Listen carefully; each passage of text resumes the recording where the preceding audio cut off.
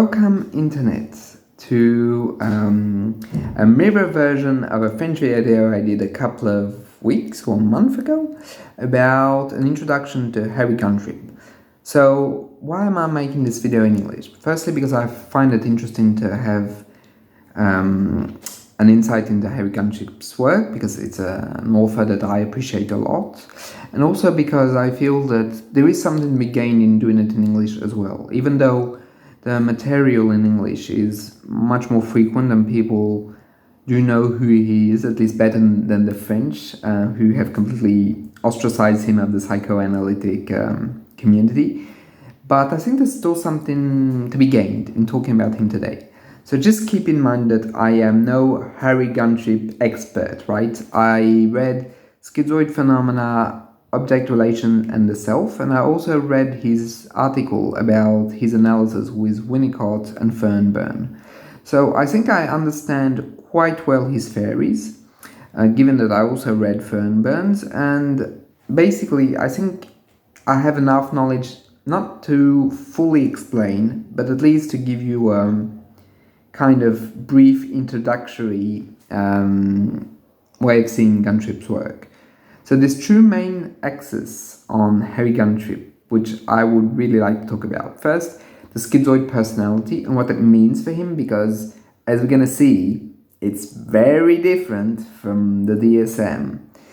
And second, basically his whole perception of psychotherapy. So I have no idea how long this video is going to be, but it might be on the longer side of things. So first and foremost, let's start with the schizoids according to Guntrip. So that was one of the main things he was known for, and something that he was very, very interested and very, very thorough about. So he created many criterias, original criterias, meaning it's not necessarily something you're going to find in the DSM, because the DSM, at least according to what I understand of it and how I see it as a clinician, are relevant, but they're for the very extreme cases of schizoid phenomena. That mainly they don't represent everyone who has a schizoid disorder. And one of the main things that's lacking in the DSM, I'm just going to do a little side note here because I think it's important to understand, is that basically the DSM is not putting forward anything of a schizoid subjectivity. They're not really interested in that, and that's something that's not really present in the DSM.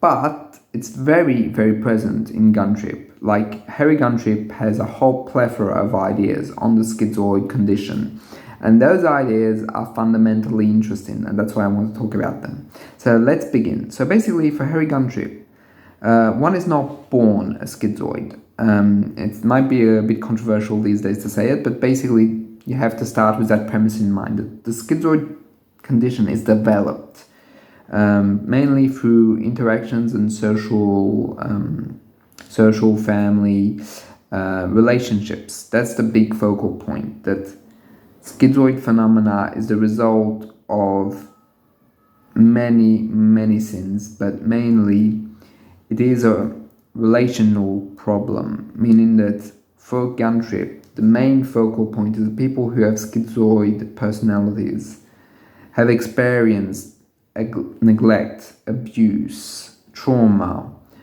detachment, severity, hatred even, from any given relationship they had in childhood. It's not necessarily just the parents, but of course one thinks that that's the main, how can I say, influence on the child. At least that's what Harry Guntrip felt.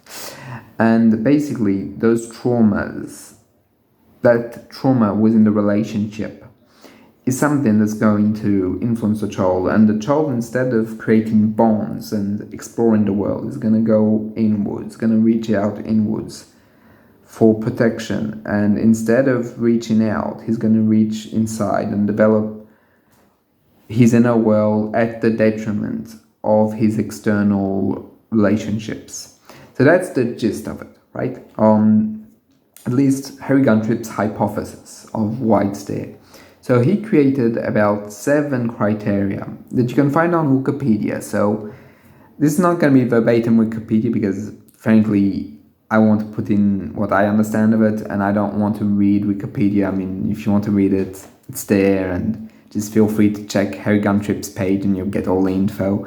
So basically, he had 7 main focal points, which I found very interesting. He has the idea that a schizoid is introverted, meaning that they're not going to go forward with others. They're going to be more on the social spectrum of having less relationships. However, they don't have no relationships, because that's a big difference for Guntrip and for the DSM, is that basically the DSM shows that they're completely isolated, they don't interact with others, they don't want to interact, they just live an isolated and completely ostracized life from society. For Guntrip, it's not the case. For Guntrip, they are part and parcel of society. They interact with the system and with other people, but they always remain isolated, be it subjectively or externally. So externally, they might show a form of indifference and seem indifferent, but they can also be, and that's quite tricky, covert schizoids that are remarkable because socially they are impeccable. They know what to say, how to say, what to do, but inwards they're completely disconnected. They don't really believe, they're more playing a role. So that idea of a role is more Fernman's idea, but you can find it in Guntrip as well. And basically that introversion is going to also lead the schizoid to have a wealth of an inner life, meaning that all the imagination, all the relationships are inwards. That inwardsness is going to come at the detriment of the outside world, meaning they're not necessarily going to invest as much in the outside as they invest in themselves and inwards. And basically, the schizoid person might be isolated, but inwards he will have a really, really interesting fantasy life, imagination, and perhaps even be very creative, even if on the surface it doesn't seem like that. So there's a real contrast between what the person shows and what they experience within. Noted that it is even the case with covert schizoids, as they will show something to the outside world, but not necessarily of a creative, of an original side of themselves, but something that's more of a role. Yeah, I hope you get the gist of it. So the second aspect is the retreat. The retreat is basically part and parcel of introversion, but not necessarily only that. It's the idea that the schizoid personality is going to basically make someone not as active, not as proactive within the relationships. And basically they're going to hide a lot of who they are towards the outside world, and even not participate sometimes in events because they don't necessarily feel comfortable within a social setting, and they might feel that it's even unsafe for them sometimes. Alright, so basically, so just for you to know, I'm taking the main notes of this. So, about the retreat, there is a lot of things to be said, and a lot of things that it's a very objectifiable, meaning it can be objectively seen that people retreat and don't necessarily partake within society. But I wanted to move on to, I think, a very interesting criteria, which is narcissism. And this narcissism is quite different from what we hear about today, and frankly, something that we just, I guess it's part of the discourse, right? So it's not like narcissistic personality disorder narcissism. It's not even self-centeredness. I mean, not truly. It's about the fact that because they are recluse of the world, because they don't invest external relationships, all the investment, all the narcissism comes back to them. So this is more akin to Freud's narcissism.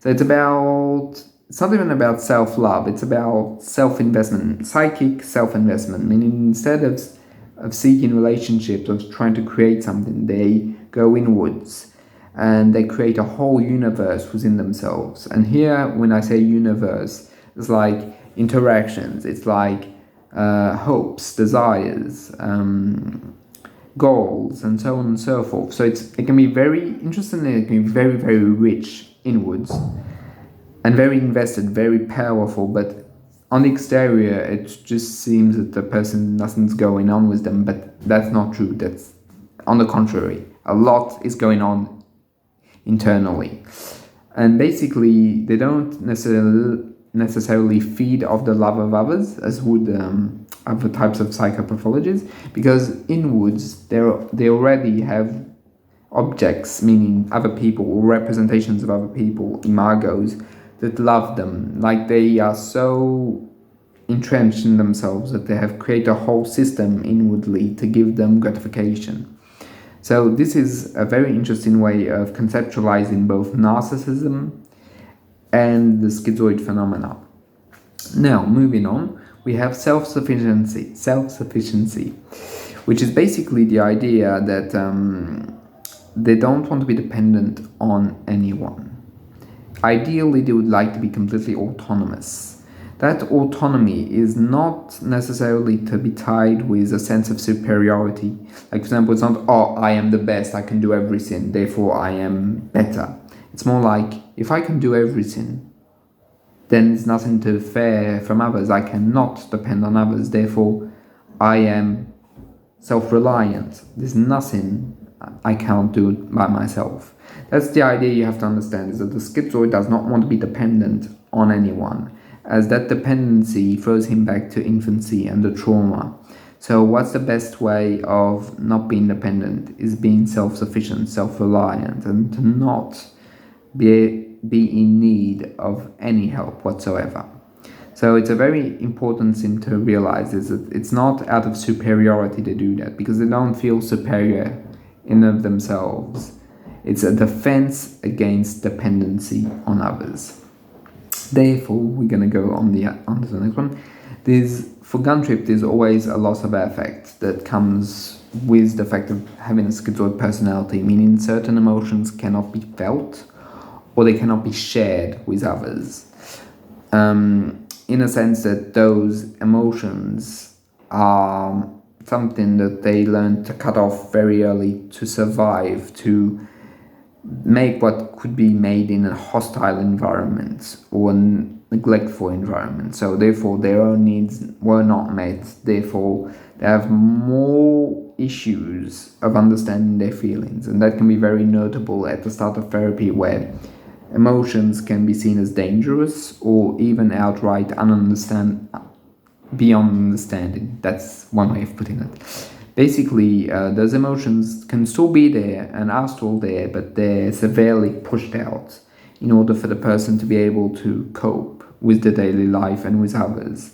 And it can make for, basically at the extreme end of the spectrum, it can make for people that seem completely indifferent to everyone else and everything else, and that take compliments or remarks with complete detachment. And that's how it kind of feels for other people, that they're completely detached and uncaring, but it's not truly the case. The schizoid can feel a lot of inner feelings and be very impacted by a lot of events, but they're not necessarily going to show it, which might make others perplexed, or they might not understand how the schizoid person functions. So the result of all of this, and it's another criteria, is loneliness. Because when you add up all of those things up, well, there's a complete feeling of isolation. And of course it's a defense, like the schizoid is content, I would say, with being alone. But there's also a lot of suffering that comes with it. So when I say content, it's more like it's the way it's supposed to be, kind of content. Like someone that has, on the surface, accepted sins, but deep down they haven't, and they're hoping, truly hoping, that someone will one day be able to come close, but they're also very afraid that that person would be destructive, as they have experienced destructive and neglectful people in the past. So it's a whole defense against human relationships, but that loneliness is also what, in a way, pushes them or provokes them into going to psychotherapy, meaning that except for extreme cases that have completely bypassed all hope and just have given up on everything, including just basic hope, most of the schizoid personalities have not, and they're hoping deep down to find someone able to help them and someone that they can truly connect to. And as such, therapy is really a good option, as the therapist is someone that can provide a healthy setting and setup and a relationship in which there will be no judgment, no belittlement, a safe space, and someone to connect to on a deep, profound level. In a way, the goal of Guntrip and of all psychodynamic therapies with schizoid for that matter is to allow the schizoid to have a first true connection and to be able to feel that sense of security that comes with human connection. So moving on from basic solitude, loneliness, we have depersonalization. So here I think a more modern take would be to say it's dissociative in many aspects, meaning the person cuts themselves off from others and from their affects on a spectrum of like intensities of degrees. But the idea is that to protect what they call being, they're gonna cut from others, and that's what Guntrip tries to point towards. It's basically to regulate anxiety and the fear and the relationship with others. They're gonna just push them away or put them at a distance through dissociation, meaning that they can be there, they can listen, they can think about stuff, but emotionally they're going to be cut off, completely, like blatantly just shut. And that's a very interesting concept, one that's very valuable, as it's very subjective. One cannot evaluate that because they can, as I said earlier, play a role, and that's something that's very important to keep in mind. So the last and maybe the most important for Guntrip criteria, and one I think if you retain any of them or just remember any of them, I think this one would be the one to remember. So regression. So it's not regression in the therapeutic sense of that word. It's regression in the fact that basically there's going to be a fantasy in schizoid personality that's very strong. It's a fantasy of going back to the maternal womb. So that fantasy, right, has to be understood on an unconscious level. It's not the person thinks about the womb of his mum, right? It's not like that. It's more that the schizoid person is going to think of a time that's below the time of objects, meaning that it's before relationships. It's a moment where the schizoid individual is basically having a time where there's no other than himself. And often it's since we can see through behaviors like fantasies and behaviors like, for example, being immersed in water completely alone or going into bed with the sheets wrapped up. The idea is a self-containment, that it's something where the schizoid is going to feel safe, protected, and an environment in which nothing can hurt them. And one might say, well, everyone's a bit like that, and it's true, but for the schizoid it has an intensity that's much, much deeper. And it's something of a fantasy that, for Guntrip, was collective to all the schizoids. I mean, the schizoids really, really have that ultimate sense of security only with something akin to a womb and something that contains the individual in whole. Like, for example, like being alone in a bath, completely immersed in water, or even since, like, for example, Star Wars. If you've seen The Empire Strikes Back, and don't worry, it's not a spoiler, it's happening at the beginning of the movie, but basically when Luke is immersed in the Bacta tank, breathing through a machine, well, that's prototypically, right? That's a schizoid fantasy where there's a regression to the maternal womb. So there you have a couple of examples of what that can represent. So basically that was for the criterion. It's important also to note that for Guntrip, schizoid personality is not a lonely diagnosis, right? Because he feels that And he gives examples of people who have bipolar disorder and schizoid personalities, people who have psychotic issues and who have schizoid personality.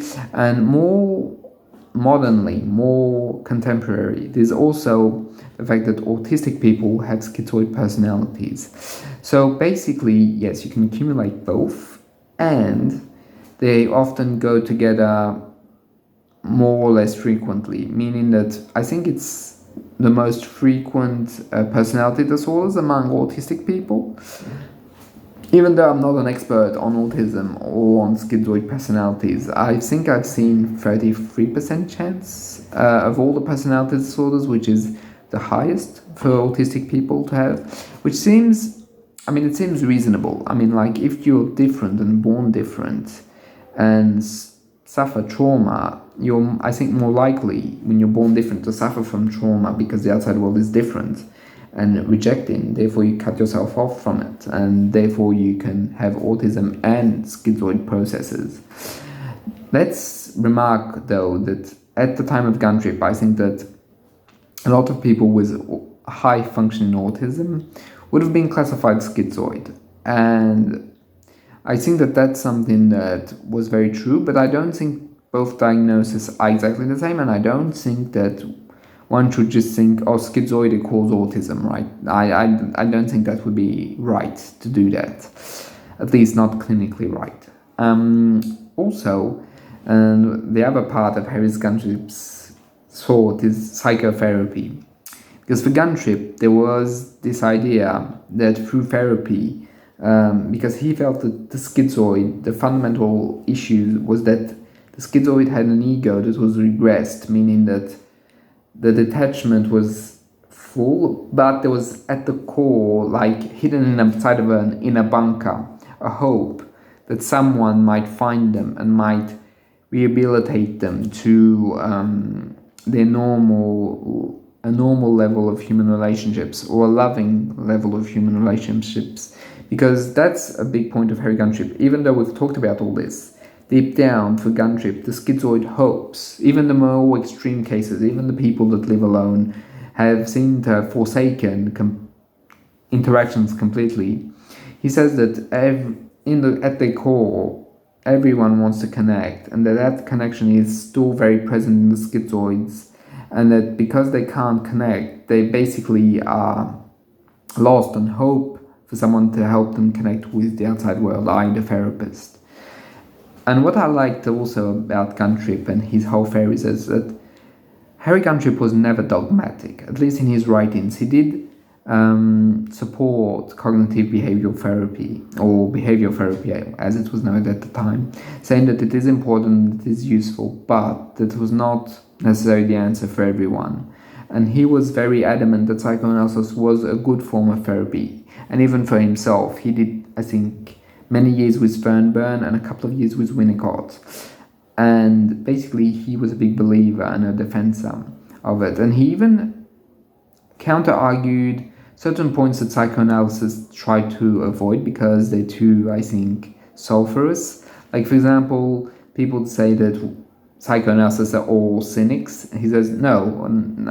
Of course, there would be a couple of them that could be, but if people were truly cynical, then they would not do that job. Not at the level of where the organizations are, meaning dozens of thousands of people and therapists and people who have studied. Psychologists, therapists, psychotherapists, psychiatrists, social workers, nurses. So, if really it was a con, there'd never be that many. And people would have abandoned psychoanalysis a long, long time ago. So he was a fervent defender, but never a dogmatic one, never one that says it's right. It's more like we all have our limits and we all are searching for different sins, and we always have to understand that patients are not all willing or equal or anything of the else. So therefore, for some people, he said, it was important to just go for behavioral because that's where they will gain the most, and for some other people, psychoanalysis is where it will be the best. And he was always very open to every form of therapy, at least from what I've read about him and about his whole process and mentality. And basically, that pretty much ends up what I wanted to say about Guntrip. So, of course, this is an introduction, a very long one. I'm sorry about that, but basically, I felt that it was important and I really wanted to talk about it. So, I'll see you in my next video, and until then,